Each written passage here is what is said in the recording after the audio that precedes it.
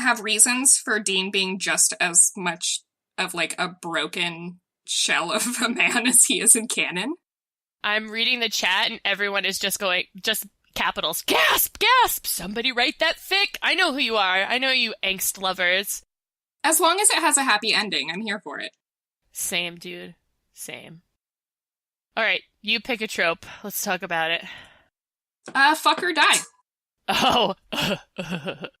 Excellent. You just laughed like butthead. Thank you. You're like, yeah, fuck or die. Okay, so another thing that I love. So how did it happen? Potion, spell, did you piss off a witch? Did you eat something? You probably ate something, Dean. Why the fuck did you eat that, Dean? Where'd you even find it? Yes. I think that this is a fantastic trope, especially if the whole chat is just capital X, fuck or die, fuck or die. Sex pollen? Oh, you knocked that box off the shelf in the back of the bunker and it covered you in powder and now you're all sparkly? Why am I sparkly? Oh, all of a sudden. Cass, like, bamfs into, like angel pheromones. That's another one. Oh, yeah. Pretty specific to this fandom, although you see it in other ones like Teen Wolf with, like, certain types of wolfsbane or whatever, but you totally get, like, all of a sudden Dean is just covered in angel pheromones. And Cass is, like, up in his business, and he's just not even behind his eyes anymore. He's like, oh god! And Sam's like, well, good luck! Yeah, have fun. I'll be back in the morning. I'm gonna go for a run. All night. Have a great time. Yes. I like the fuck or die, and I like that it can play with the non-con or dub-con trope. Alright, well, if we want to talk about a fic that, like, I'm gonna plug it, like, right now, because it's just one of my favorites, Convulsive by Icarus and Flight, who totally one of my friends, okay, whatever, that's not even why I'm plugging it, because she did fuck or die, but it's, like, not done as, it, like, plays with consent in a good way. Right, and I think a lot of them find that balance that you're looking for, where it's like, they felt this way for a long time, and they just needed that bump to get past their own personal insecurities, and this is their excuse. You know what I mean? Like, right. But then sometimes it's like, oh my god, you're a zombie, and you're trying to put your dick in me. I feel like there's a line, and you have to walk it, you know? And also, fiction is fiction. Right. And that's why people write it, because fuck the timeline. Fuck or die. I have a werewolf cock. Whatever. You can, and the great thing about fanfic is you can be like, okay, so Dean got dosed with sex pollen, and he needs to fuck right now, and he has no idea what's going on, and so Cass does him this solid, despite the fact that Cass has been in love with him for 8 years, and doesn't think that Dean has any feelings for him. And then Dean comes to and thinks that he took advantage of Cass, and Cass feels like he took advantage of Dean, and there's angst. And then at the end, it is DubCon that just happened, or non-con even, because Dean couldn't consent in that moment. But then in the end, they end up, like, having to talk about it, because otherwise it's that or their friendship. And then it's like, oh, well, I wasn't able to consent in that moment, but thank fucking God it was you, because I'm in love with you.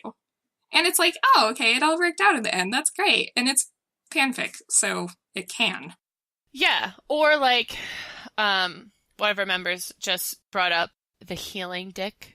Oh, magical healing cock. We have cock. A special place in our hearts for this, I think. But yeah. It's a great trope. It was my first trope, the first trope that I ever picked.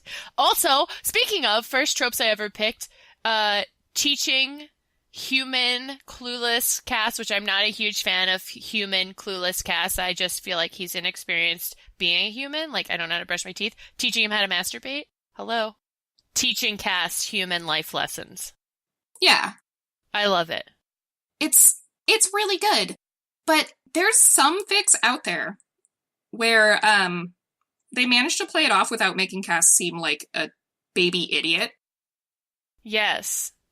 Again, we're talking about that line, that balance, where you can either do the character justice and treat him like, you know, an adult and who needs help, or you can infantize him and treat him like someone who doesn't know anything and needs everything done for them. And Cass is not that type of person, at least not to me.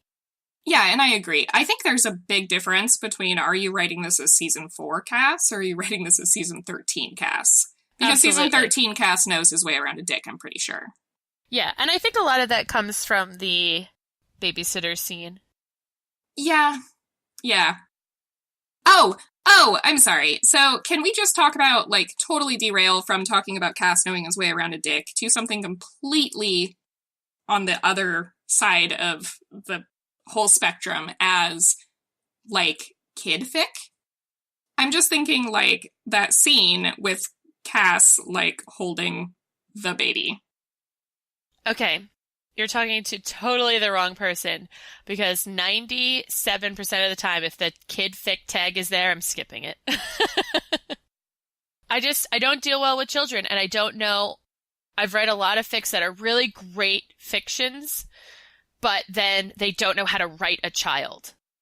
So, like, I have kids, so, right. Yeah, that is a big pet peeve of mine. Like, no, your, like, 7-year-old knows how to talk. Okay? This is a neurotypical 7-year-old. They are presented as a completely typical child. They don't talk like a baby anymore. Right. You know what I do kind of occasionally like? This is not my child, but I am the caretaker for it. Like, Cass is best friends with Meg, and she dies, but she has a kid, and now he's in charge of it. But it's like yes. It's an older kid. I don't like that sort of baggage where it's like, oh, I was previously married, or I got someone knocked up, or I kind of like this was not my responsibility, but I'm going to be an adult and handle it. Yes, like Dean Winchester and Sam. That's the kind of sort of kid fic I'll read. Yeah, so one of my favorite things is, like, Uncle Destiel.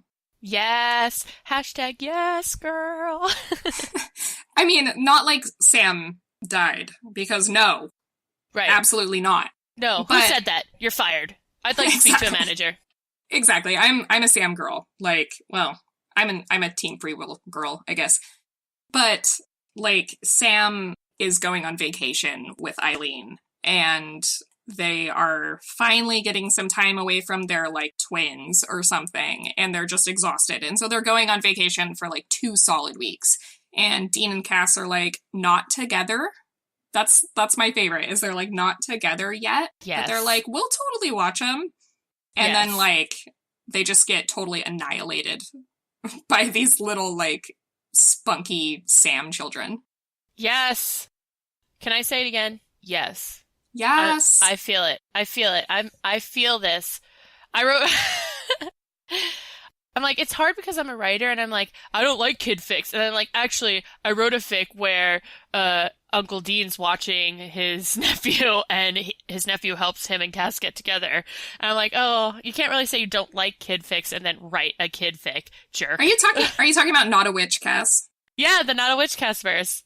All right. We all came up with that together, kind of. We did. It was awesome. Which is a fantastic trope, is like somebody thinks that somebody is something, but then they're not. Yes! So, like, it can be magical. It can be like, so-and-so thinks that somebody is a werewolf, or is a witch, or is whatever. Or it can be something totally, like, innocuous, like so-and-so thinks that somebody is married, but then they're not. Yes. Like a confused identity. Or a fake identity. Yeah, absolutely. I love the fics where they're like, oh, blah, blah, blah, but he's married. And everyone else is like, no, sweetheart. He's not. I love the assumptions. Assumptions as a trope. I am assuming... misunderstandings. Yeah. I'm assuming this about you because of my preconceived notions. And they're never right. And then everything's great. And then they have sex, and everyone is happy. I'm a slut for happily ever after. Do not give me a fic where it's not happily ever after. I will cut a bitch through a computer. So I guess it's time to bring up the absolute everybody's most hated trope, which would be MCD, major character death. So I am not big on major character death. I know a lot of people are. People really like heavy angst and then the major character death. And I just feel like it's one that we have to mention. And I will read like really, really good ones. Yeah. You can have that party, but I'm not coming. RSVP, no. Yep, I figure. I mean, I respect the people who can, but like I use reading in the general sense, whether it's published works or like paperbacks, because I view fan fiction as a viable publishing work. Like, if you're producing fan fiction, you are a published author. Like, there are people out there reading your work. I forgot what I was saying, but maybe your character death is a no. Hard stop, read. Yeah, and I think for most people it is. There's, I don't necessarily read fiction just to make myself feel better. I also will read it to feel other profound feelings. So, and I know I like wank on about like Komodo bits all the time, but I will read literally anything that Ginny writes because damn, son. That's pretty much the only McD that I'll read though. So, all right, let's move on. Yeah, I remember what I was saying, but it was that I read to escape, and I don't want to come out of the escape feeling like crap. And that totally makes sense. I think there's something to be said for catharsis. Yeah, absolutely. I see that's where I will read a lot of dubcon, non-con, and like rape recovery, things like that. See, and I don't. Like, I avoid rape recovery and like actual non-con. Or I'm also not big on prostitution. Which is another huge trope. Huge. Especially with Dean. Yep. Prostituting myself to take care of my X, Y, and Z. You know, I'm prostituting myself because, you know, John's an alcoholic and he needs to go into recovery. I'm prostituting myself because Sam needs to go to school and we have no other income. It's usually because Sam needs to eat. Right. And, like, that as a secondary in a fic, it's in some of my favorite fics. But as, like, a trope, that being the main focus of a story being explored, typically not my cup of tea. Yeah, I understand it. I like the ones where it's like, I'm doing this because I want to do this. Where it's like a conscious decision that's like, I don't need no man to support me. You know what I mean? Like, I feel like that there can be a lot of sexual freedom in those types of fics and a lot of acceptance through... And go ahead. I'm totally down for that. Like, if it's presented in that way. And I mean, like, cam boys. Hey, I'm here for that. Okay, I'm really sorry. We have to change topics again, harshly. Or as Haiku Master likes when I said we're going to pop a 180.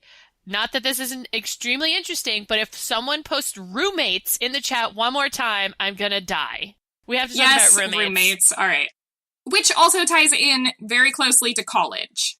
But roommates, college roommates, or just like the ones where like Cass is like has just moved to town, and it also ties in closely to Cass being kind of clueless about stuff and being like a fish out of water. And so he moves into town and he's like, what the fuck? I'm like foreign, or I'm from like the other side of the country. And then Dean's like, hey, weird roommate, bestie, let me touch your dick. And it goes from there. I like it for the other reason, too, where Dean comes to his sexual awakening because his roommate's so fucking hot and he doesn't know what to do with himself. Yeah, and that's often in, like, college fics, where he's like, yeah, totally gonna go fuck all these ladies at college, where all the girls are, I'm just gonna be, like, the biggest ladies man, and then, like, Cass. And he's like, Cass. Oh. I love when Cass that makes happens. so much sense. Yeah, he's like, I understand. I love when Cass happens. It's like, oh, Cass. You know what I mean? Like, I feel like it's more of a trope for Dean because he performing Dean is a huge thing. So Cass has to happen. Like, you know. And he does it cluelessly. Cass doesn't realize that he's happened. No, he has no idea. He has no idea that thing he does when he's studying and he sticks his tongue out is like just driving Dean crazy. You know what I mean? Like those little focus habits that a person has that makes you fall in love with them. Those are all the things.